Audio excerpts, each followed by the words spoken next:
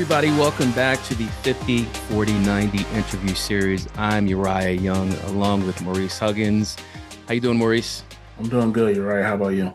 I'm feeling great because we have a special guest with us in this episode. We have with us Brandon Scoop B. Robinson, a television host, executive producer, sports writer, and NBA insider. He is the co-founder of Scoop B Radio, a media marketing and production entity.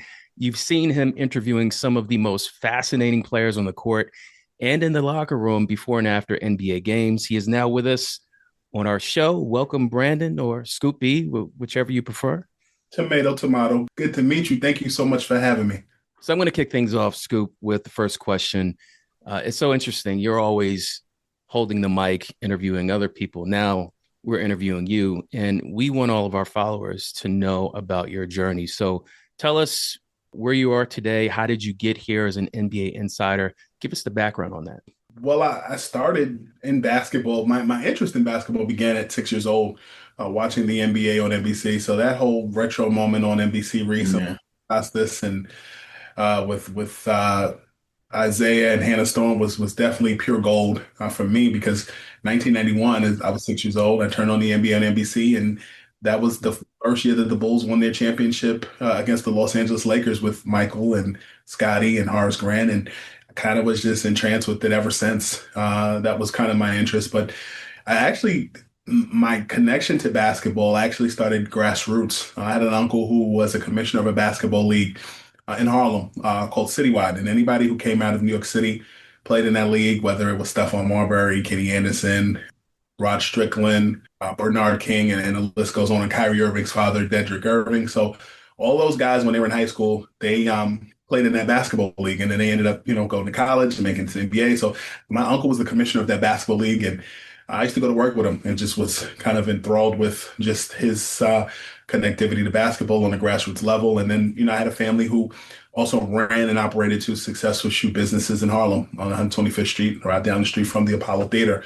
So we would do sneaker releases with Dominique Wilkins, Hakeem Olajuwon, Spud Webb, James Worth, people of that sort. So, that kind of, I was around that game back then. And then, my formal introduction to the NBA, began at 12 years old. I had a radio show with the Nets, and then in New Jersey called Net Slamming Planet. It was the Nets' official kids radio show. I hosted it with Evan Roberts, who's a radio personality on WFA in New York, Albert King, who was an NBA legend himself, and a woman named Lynn Wilson, Chris Carino, who is the voice of the Nets. He's actually it was announced that he's going to receive a Kurt Gowdy Award for broadcasting. He was actually the executive producer of my radio show with the Nets back then. And, that was my introduction. So I was in the locker room with Stephen A. Smith, Chris Broussard, Adrian Wojnarowski, and all those guys in New York. And of course, Stephen A. was at the Inquirer at the time, covering the Sixers. I was around Michael Jordan, Dennis Rodman, Allen Iverson, Tim Duncan, all those guys.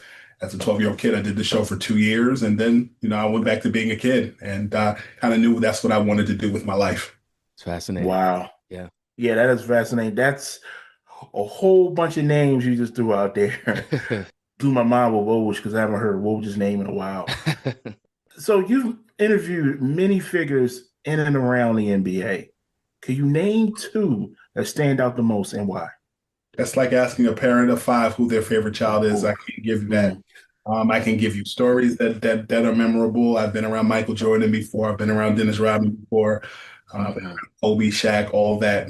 But to give me one or give you two, I'll say the coolest moment I think that I can think of off the top of my head is, I remember being around the Pacers when Reggie Miller was a member of that team, along with Al Harrington, Jalen Rose, Antonio Davis, Dale Davis, Jonathan Bender, and more. And I remember being in the visitors' locker room, and Reggie had a Discman, and CD portable CD player. And I'm sure you guys, if you don't remember, you have brothers or sisters who would plug in their Discman to the computer speakers, and then you turn it up, and it would make it louder. Yep. Computer speakers, and he was listening to Faith Evans and P. Diddy and the Families all night long, the remix. You're walking in the locker room, and it's like, we can dance, dance, dance. Yeah, I know exactly what you're So talking like I remember just like being in the locker room and him playing that and then like, yo, can you give me a few minutes? Yeah, and he turned it down. And then about. we did that interview, and then fast forward to about 2022. It was a national broadcast, um, and the Sixers were playing the Nets, and this was when Ben Simmons. This was at the Wells Fargo Center, now the Mm. Xfinity Center, and this was Ben Simmons' first game back, but he was on the bench, and they were chanting all type of things. And I remember being in the press conference pregame and then seeing Reggie Miller, and he sees me, he goes, "What's up, superstar?"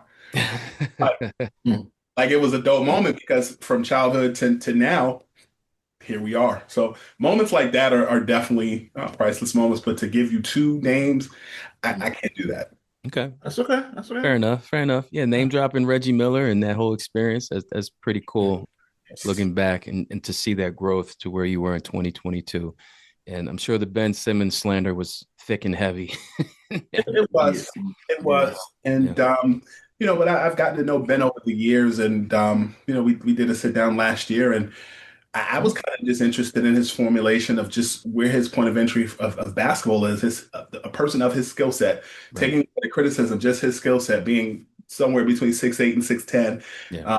a playmaker, um, and who were some of the people that he grew up liking, watching, and more. So any iteration of YouTube or live games of LeBron and Magic Johnson were naturally his answers to that. Dwayne Wade was also another person that he named. So yeah.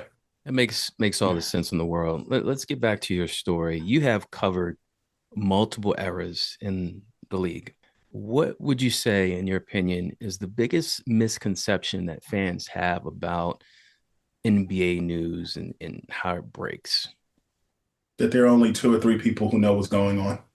Hmm. Oh. Okay. Clip that. Okay. Okay. I got you. Okay. I got you. So I see all of these people on social media who think they're insiders, and they just tweet something Yep. and people run with it. I guess because people are just so hungry for information these days. What would be your opinion on that? Like, do you think social media helps insiders, and where has it hurt the credibility the most? I think Twitter monetizing the blue checks, um, Yeah, and making money off of engagement.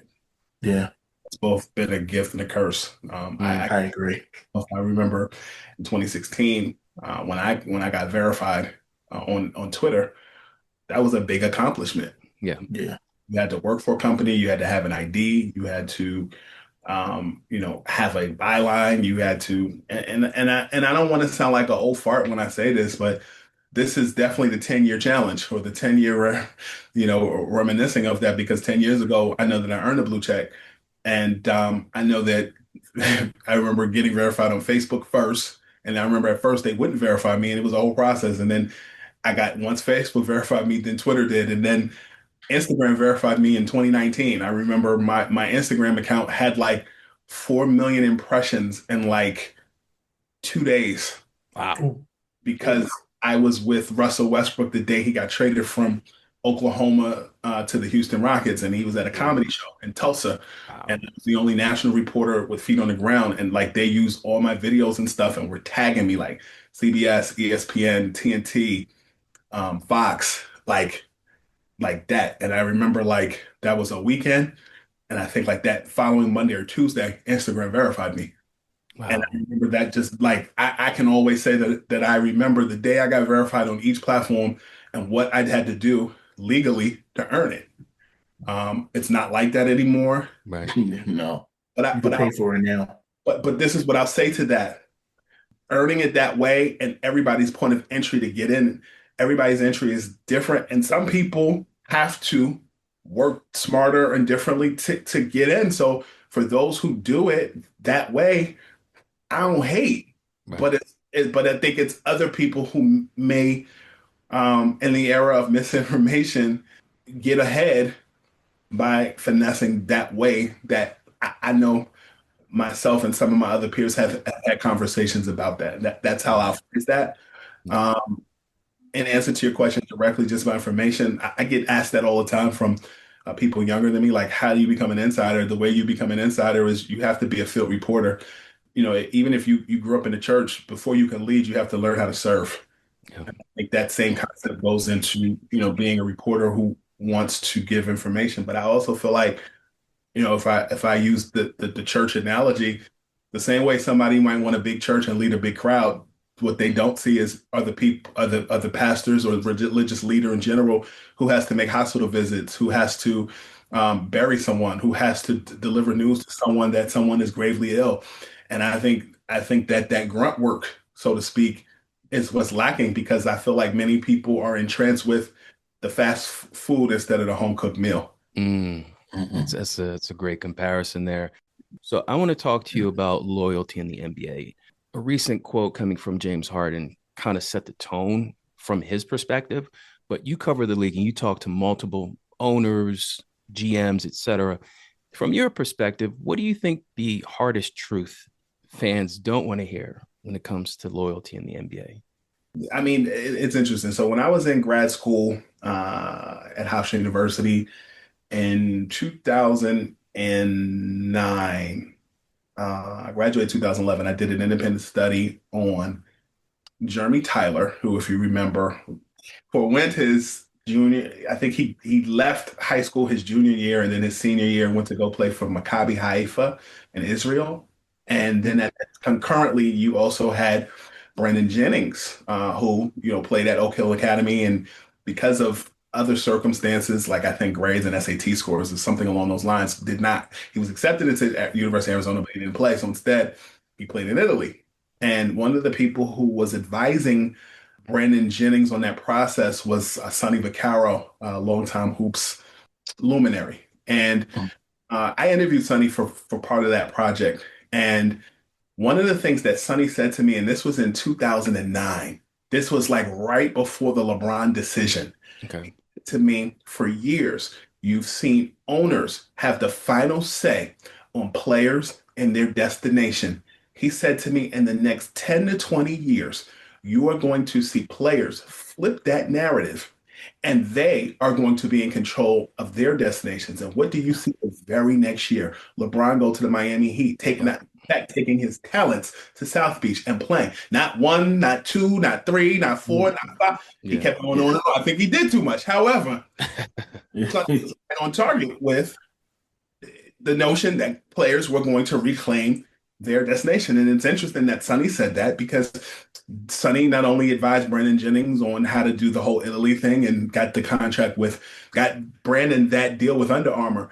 Brandon Jennings walked or crawled so that Steph Curry and Cam Newton could fly with Under Armour. Wow. If you think about that, right? But in addition to that, he also advised Ed O'Bannon and the O'Bannon versus the NCAA suit with EA Sports with name and likeness. Yep. Now you see the NIL and all those things that come with it and the amount of money that college players are making. Because at this point, paying a player under the table just gets exhaustive because they've been doing it for years. So legalize it. This is the marijuana of college sports. And so, in answer to your question about loyalty, I think they've made it cool. The LeBron decision and all of the improprieties alleged on the college and high school front are now just in front of your face, and it's actually created more of a monster. And I think that now that it's in high school and it's in college, and you have social media, players are building brands earlier, and some might argue some of these players' work ethics, habits, and more are kind of lacking some. I don't think that's for everybody, but I think as a result of just chasing the money and the loyalty, or the lack thereof, or the presence of, go either way. So I think loyalty is actually, and people picking and choosing is starting much earlier. Player empowerment. Yes. Yeah, players have much more say than they ever did before in the history of NBA and other sports as well too. Yeah. I did want to ask you of loyalty and trusting your sources. What separates a good source from a great source in your line of work? The prep work that goes outside of just seeing somebody in a locker room. Okay. All right. I'll give you a personal example. I want to say back in 23, 24, when the whole James Harden Sixers scenario was what it was, and James and Daryl Morey were going at it. Uh, Mm, I'll just say that I knew a lot of what was going on and was reporting it, mm, all down to what my competitors were doing, who was in a hotel. I know Woj was in a at an airport and was told, do not get on the plane because the trade is going to take place. And I knew what time that airline lounge kicked him out. I knew what was going on with James. Like if you Ooh. Google like that whole timeline of the trade that day yeah. or going in 24 hours, I had put out a long tweet about it. But I will tell you that with the James Harden thing, one of the issues with James was that James, and I can speak on it now because James has spoken about it publicly, Right. but James, one of the reasons why he wanted to go to the Los Angeles Clippers, him being an LA native, wanted to be closer to home because his mother at the time was dealing with cancer. Oh, okay. If you look at my timeline or you know what I post, my mother passed away. She had stage 4 cancer back in 2022. And I was on shows and was discussing the Clippers. I knew the ins and outs of what was going on and what discussions were being had and who didn't want to give up what. But where I put a hard stop was that um, James's mother was not doing well, and I didn't disclose what the illness was, and I knew that she had cancer. Hmm. And because that's not my story to tell, I did not tell it. And I think the golden rule of treating people the way that you want to be treated was why I did it. And I had a similar situation. I knew that Carl Anthony Towns' mother had passed before it became news. I Okay. didn't report it. Mm, It wasn't my news to report. Sometimes you have to pick and choose your battles based off of relationships and things that you have. And as you move up, you know what stories to give to mentees of yours that you just can't touch because you don't want to damage the relationship. And I think that answered your question. It's just knowing. It's just yeah. knowing, reading the room, and valuing relationships and picking and choosing. Yeah, it's funny. Last time I was at the practice facility for the 76ers, I was covering a story for Philly Sports Network. They had the 83 team come back and, during the practice, and I had a chance to interview Bobby Jones. Dr. J was there, but I ran into Keith Pompey, who I'm sure you know very well, Scoop. And Mhm. one of the things he was telling some of the younger guys at the practice facility is, A, you got to get in front of people when it comes to doing insider work like you do. And B, you have to develop your sources, which you clearly have done phenomenally throughout your career. So kudos to you for that. My next question has to do looking back in terms of current NBA versus certain things that come across maybe misconstrued by the public. In your opinion, what do you think will be the most misunderstood storyline, let's say over the past 10 years? Because you mentioned LeBron and the 2010 decision. Uh, we'll go back to 2010 up to today. What do you think is the most misunderstood storyline? How much work LeBron put in to get to the position he's at, but because he valued brand and valued himself, he's disliked. Mm-hmm. Um, and I think the GOAT conversation is annoying. I agree with that. I Okay. agree with that. Okay. I agree with that. Um, I've been around uh, LeBron's era, Kobe's era, Michael's era. I've been around all three. Mm-hmm. Got all three, and they're similar, but they're very different. And Right. LeBron, as skill set, is intrinsically different than Michael's. Mm-hmm. Um, LeBron is more like Scotty or more like Jalen Rose, mixed with Charles Barkley, Tim Duncan, and a myriad of other things. Kobe is probably the most comparable to Michael, Yep. but he's not here to defend himself. Mm-hmm. And it's annoying because championship ring culture and who's won what is it feels like who's how many times has one person had the Intercontinental title in the WWE versus somebody who's had tag team championship belts or championship belts. Like it's ring culture doesn't articulate somebody's value, their skill set, but it's all based off of brand and clout. Yeah, I can't disagree with that. No, can't at all. My final question for you, Scoop, is if you were mentoring a young NBA journalist today, what advice would you give them as they begin their journey? Invest in yourself and find a circle that is for you. And ain't no friends in this industry. Mm, Yeah. okay. Yeah. Spoken like a true veteran. True veteran. Yeah. Like very Concise with it concise. too. Yeah, yeah, yeah. Yeah. Exactly. Exactly. Yeah. All right, we're back here with Scoop B, NBA insider, and we just devoted a good chunk of time talking about his career, his journey, and we're going to switch and pivot Scoop into what we call the what if NBA time machine. So we're going to go back into NBA history, have a little fun. So you'll be presented with a set of what if scenarios. You will offer your thoughts on the impact of each event and how history would be different had they not happened. You all set, sir? Yeah, let's do it. All right. So the first one actually is more personal, right? Before we get to all the NBA players and all that jazz, we're curious about you in terms of a basketball moment in your life.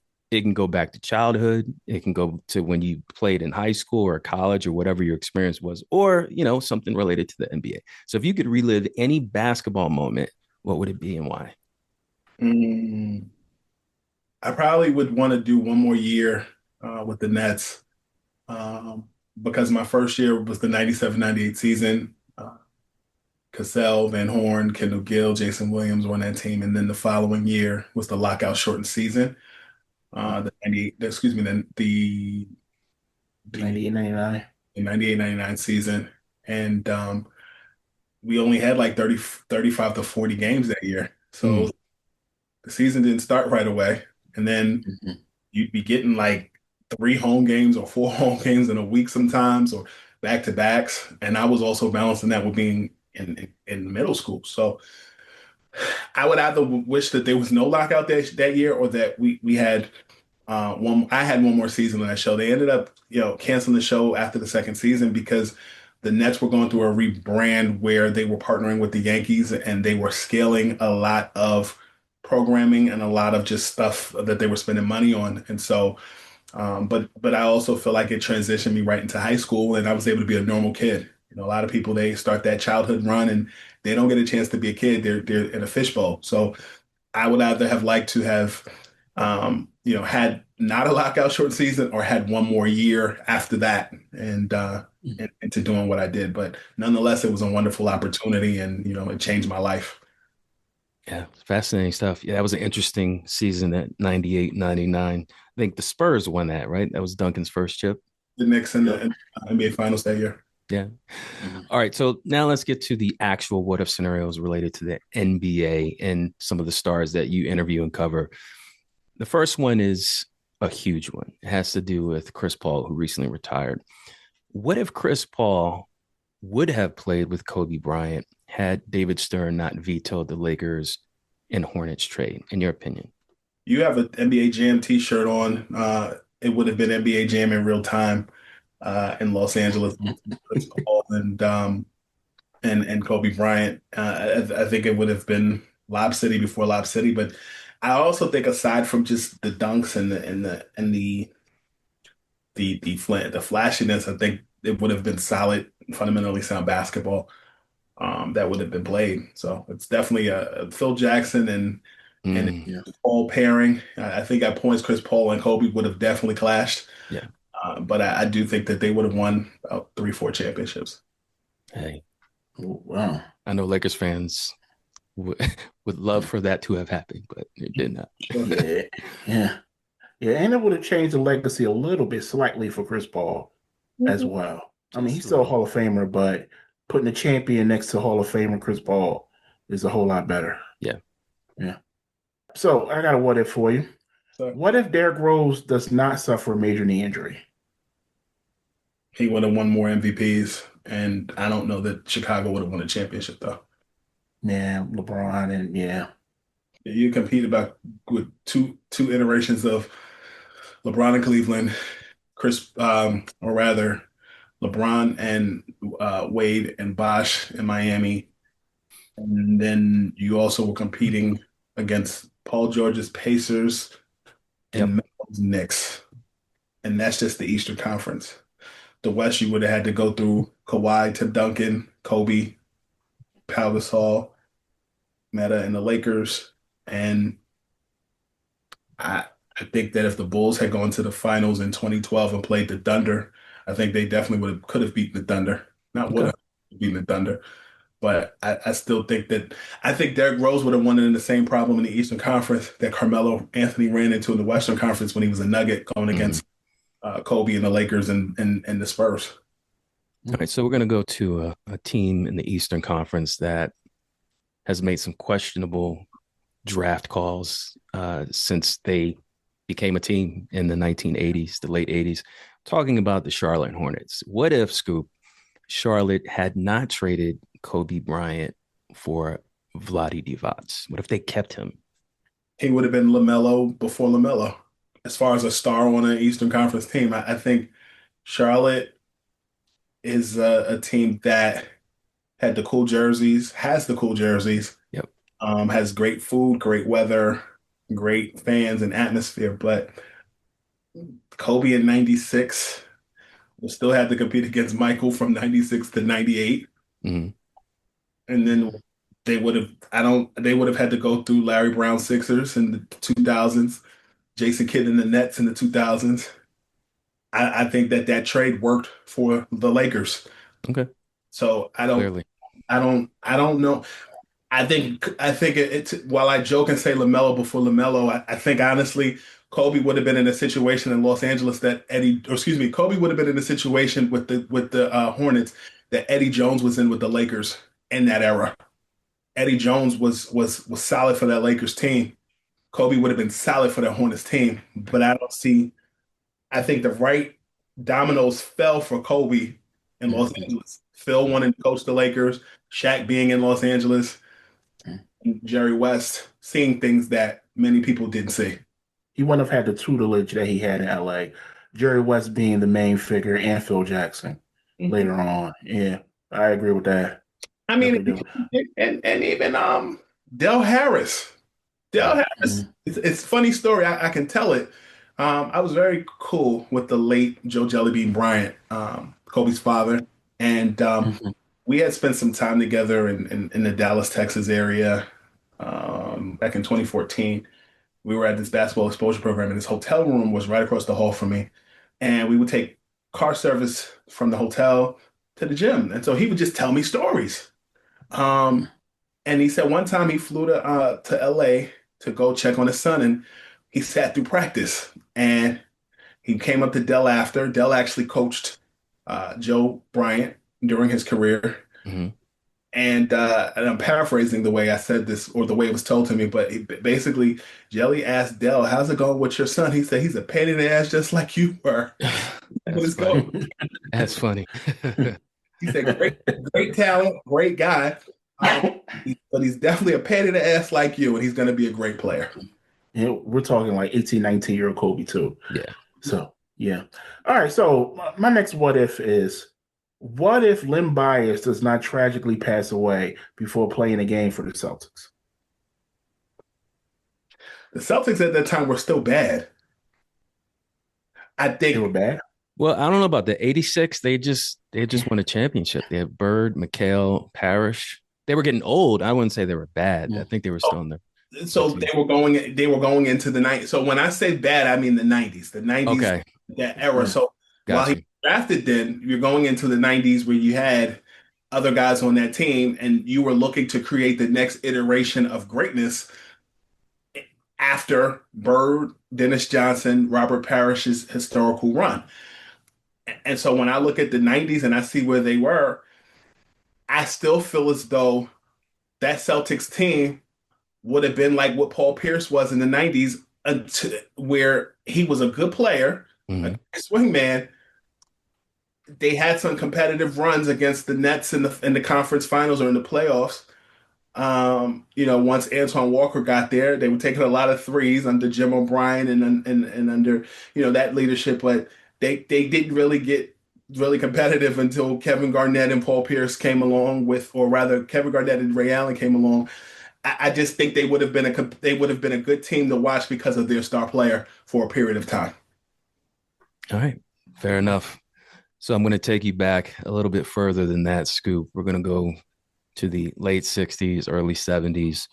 And I know you know this, like the whole ABA history thing with the NBA merger is really, I guess, kind of a resurgence because of the Amazon Prime series Soul Power. I mean, people are really intrigued by that era, but this has to do with that era. So I'm going to go with George Mikan, who was negotiating or trying to get Lou Alcindor to sign with the New York Nets. And he had $1 million check in his pocket.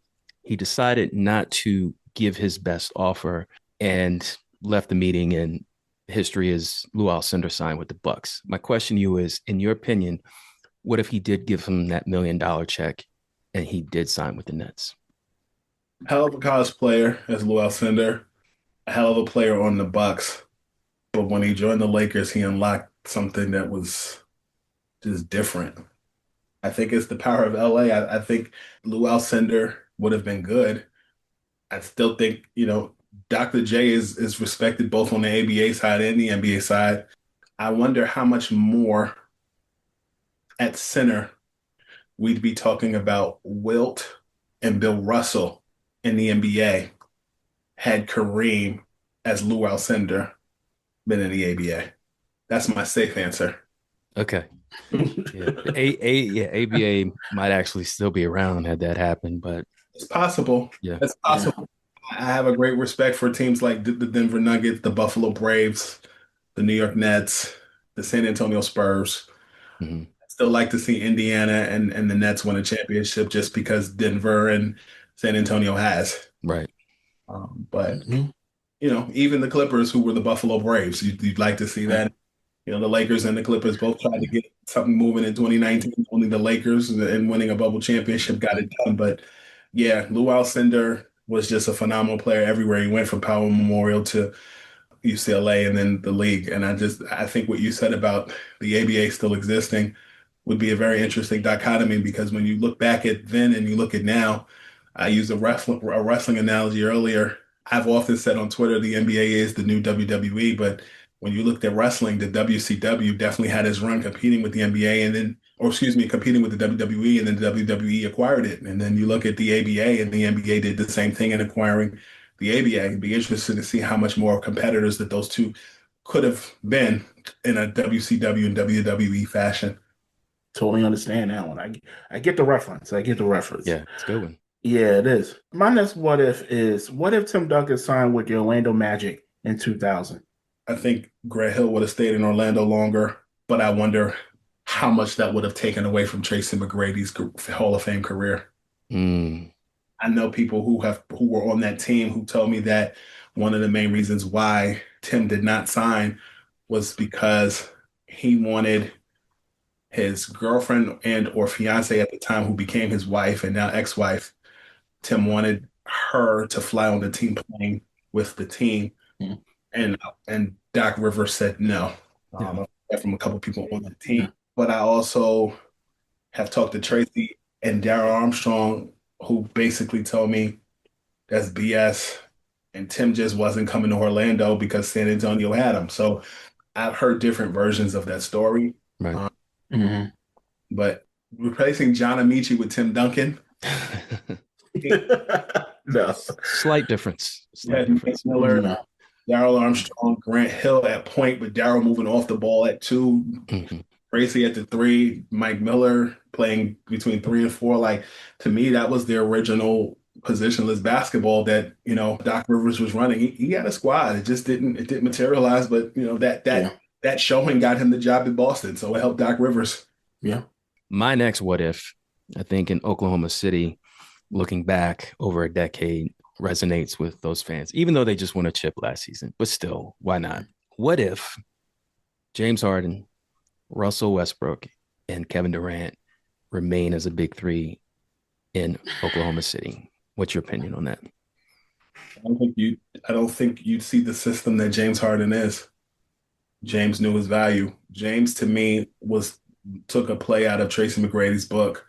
Tracy leaving Toronto, going to Orlando, James leaving Oklahoma City, going to Houston, and then transition his career. When I look at James Harden transitioned at every stop he went to in a way that you had hoped Tracy would as he got older, in a Mm. way that Ron Harper began after knee injuries and leaving Mm. the Clippers and joining the Bulls and then later the Lakers.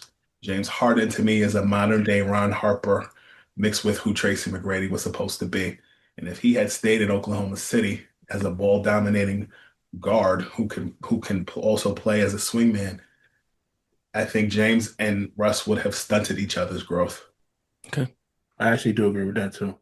As a Sixers fan, I've seen James Harden come in and he's doing the same thing with Cleveland right now, where he has to conform his offense to the other superstars. And that's one great attribute about James Harden that goes unnoticed is he's kind of like that chameleon superstar who he can go anywhere and be successful and put up numbers. All right, so my last what if, one of the biggest what ifs, what if Portland doesn't draft Sam Bowie and drafts Michael Jordan? Jordan and Clyde Drexler would have been teammates and maybe won a championship or two. Cliff Robinson. You think Drexler, could you imagine being in transition defense and trying to cover the wings, Jordan coming down the right sideline and Drexler down the left? That would be nuts. I mean, you think about it, right? Like the Blazers went to the 92 championship and people were looking at Clyde Drexler as the second best shooting guard in the league at that point, behind Michael. Yep. And if you looked at 91, that was Magic's last hurrah with Worthy and Byron Scott and Sam Perkins under Pat Riley. That team was getting old. And then summer 92, Magic basically, as they say, and Bird gave the baton to Michael. But like, I really feel like that Blazers team could have been Wade and LeBron before Wade and LeBron. Yeah. And that Western Conference, you had Phoenix, you had 93 was in the finals, and you had guys on that team. You had Jerome Kersey, you had Cliff Robinson, you had Kevin Duckworth at center, you had Dunleavy, I believe, was the coach at that time. You had a squad that had talent, but that Western Conference was making a transition because that wasn't the Lakers conference anymore. Exactly. Every year from 91 to 93, it was a different Western Conference representative. And then in 94, 95, in the West, where you had Houston, who was that good, like Hakeem was developing. I think if Michael had gone to Portland in the Eastern Conference, Shaq and Penny probably would have competed for a championship and won. Yeah. You would have had Reggie Miller more pronounced. Like Reggie Miller would have been Steph Curry and Klay Thompson in the Eastern Conference because they would have been going up against a Blazers team, hypothetically, with Michael and Drexler. I have to say words like hypothetically because people clip the hell out of stuff I say. Right. Right. Hypothetically. Hypothetically. Make it known. Yeah. So, it's interesting. Just that I never have thought about that before, but automatically I'm thinking about that Western Conference transition after a immaculate Lakers run in the 80s. That's fascinating to me. I never thought, okay, you have Jordan and Drexler as LeBron and Wade before that whole scenario. That's brilliant. And then the dominoes, like how it affect the East, Reggie Miller, etc. Great stuff, Scoop. So thank you. All right, so we've wrapped up this episode where we interviewed Scoop B. Can you let all of our listeners know how to find you on social media? Visit scoopb.com and visit the blog section. That's where you find exclusives with everybody and their mama and their mama's mama. Follow me on Twitter and Instagram at ScoopB. Subscribe to my YouTube channel, ScoopB TV on YouTube, and subscribe to ScoopB Radio on all streaming platforms as well. Awesome, man. I want to thank Scoop B for coming on. I appreciate the wrestling references. Well, I just for anybody that don't know, I just changed my background. I got the WCW title up here on my shelf. So I appreciate the wrestling references of Scoop B. Of course. 90s wrestling was my jam. And yes, me too. Ramon was my favorite wrestler at that time. And then there's other guys in there that I like, but I think he was ahead of his time and should have been profiled more and used more than what he was. Scoop, thank you for giving us your time. We Yes. truly appreciate it. And your grind, your professionalism, your coverage of the NBA does not go unnoticed. And just want to thank you for giving everyone like the real of the real when it comes to the NBA. So thanks again. Of course, thank you for the opportunity to be myself. On behalf of Maurice Huggins and Scoop B, I'm Uriah Young with the 50-40-90 interview series. Next time you hear from us, we will have an interview with Neil Boyle, who is the lead animator for the movie Space Jam. Yes, from 1996. We will be interviewing him. It is the 30th anniversary of one of the greatest basketball films of all time. Not just because MJ and Bugs were in it, but just because it's such a fascinating movie for kids and adults. And then shortly after that, we will be having on as a guest Keenan Holly, who is the director and one of the producers of Soul Power on Amazon Prime. So if you have not checked that out, please check that out. It's absolutely fascinating. So that being said, thanks for spending time with us. Take care.